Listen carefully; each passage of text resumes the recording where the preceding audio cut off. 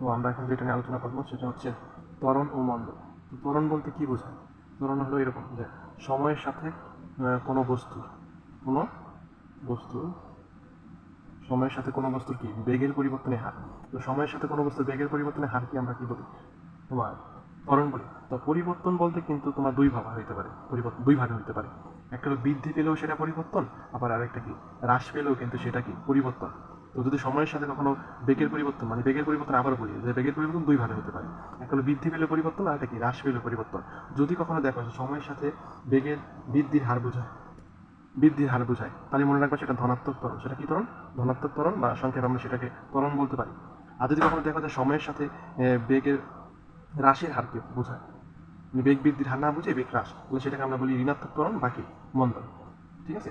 তো এটা আসলে এরকম, সাপোজ ধরো যে কোনো একটা বস্তুর আদিবেগ, তোমরা তো আশা করি এটা মনে রাখবা যে আদিবেগের কি দ্বারা প্রকাশ করে, ইউ দ্বারা প্রকাশ করে। আর মনে করো যে শেষ বেগ, দেখি ভি, আসলে সবাই জানো এটা। তারপর দেখাইলাম যে আদি বেগরে ইউ দ্বারা প্রকাশ করে আর শেষ বেগরে ভি দ্বারা প্রকাশ করে। যদি বলি আমি বেগের পরিবর্তন, তাহলে কীভাবে বের করে? পরিবর্তন বের করলে এইভাবে, শেষটা মাইনাস আদিটা, তাহলে শেষ বেগ মাইনাস আদি বেগ। এখন যদি বলি আমি বেগের পরিবর্তনের হার, বেগের পরিবর্তনের হার, তাহলে হার বের করতে হলে কী করতে হয়?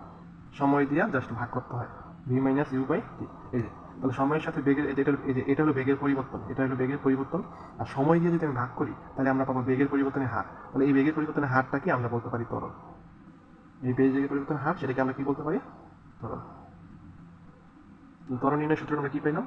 ত্বরণ ইকুয়াল টু, ত্বরণের এ দ্বারা প্রকাশ করে acceleration, V minus U by T. এই সূত্রটা মনে রাখবা, কারণ অনেক সময় অনেক অঙ্কে ত্বরণ বের করতে বলে। তো সেক্ষেত্রে আমরা এই সূত্র দিয়ে ত্বরণটা কি করতে পারবো? বের করতে পারবো। ঠিক আছে? তো যদি কখনো দেখো যে বেগের বৃদ্ধি না পেয়ে বেগের হ্রাস ঘটে, তাহলে সেক্ষেত্রে ত্বরণটা নেগেটিভ হবে, এবং সেই নেগেটিভ ত্বরণটাকে আমরা বলতে পারি মন্দন। কি বলতে পারি? মন্দন। ঠিক আছে? তো এরকম অঙ্ক পাবা এই সূত্র দিয়ে, এই সূত্র দিয়ে প্রশ্ন আসে, অঙ্ক আসে। তো এটা একটু মনে রাখবা যে এই equal to V minus U by T. দেখো, তোমাদের একটা গ্রাফ আছে, যেমন এরকম তোমার বেগ বনাম সময় বনাম একটা গ্রাফ, এরকম একটা গ্রাফ আছে। এরকম একটা গ্রাফ, তুমি এক্স অক্ষ বরাবর সময়, অবশ্যই এক্স অক্ষ বরাবর সময় নিবা, আর ওয়াই অক্ষ বরাবর কি নিবা? বেগ। সাপোজ এখানে বেগের মান আছে, সাপোজ এটা হলো এ পথ, সাপোজ এটার নাম দিলাম কি বি, এটা হলো সি, এটার নাম দিলাম কি ডি। এখন চিন্তা করো, তো এই বরাবর কি সময় না, আর এই বরাবর কি বেগ, ওয়াই অক্ষ বরাবর হলো বেগ, আর এক্স অক্ষ বরাবর সময়। দেখো তো এখানে সময় বাড়তেছে আস্তে আস্তে, সময়ের সাথে সাথে কি বেগটা বৃদ্ধি পাচ্ছে কি বৃদ্ধি পাচ্ছে না? তাহলে সময়ের সাথে সাথে আস্তে আস্তে বেগটা কি পাচ্ছে? বৃদ্ধি পাচ্ছে।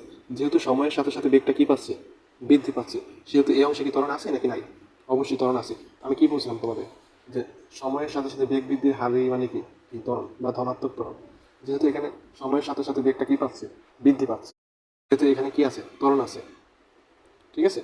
এখন দেখো, বেগটা কিন্তু একই হারে বৃদ্ধি পাচ্ছে, এই জায়গায় কিন্তু একই হারে, মানে প্রথম 1 সেকেন্ডে মনে করি বেগটা বৃদ্ধি পেলো 2 মিটার, পরের 1 সেকেন্ডে যদি 2 মিটার হয়, পরের 1 সেকেন্ডে 2 মিটার, পরের এখন একই হারে বৃদ্ধি পাচ্ছে, সেহেতু আমরা বলতে পারি এখানে ত্বরণ আছে, এবং সেই ত্বরণটা হলো সুষম ত্বরণ।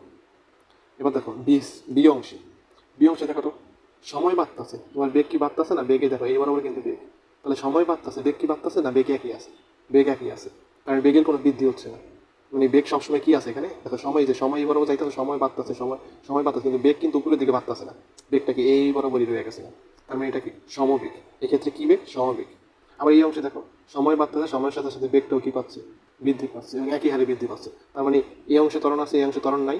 এই অংশে সমবেগ, আর সমবেগে থাকলে সেখানে ত্বরণটা শূন্য হয়, ত্বরণ থাকে না।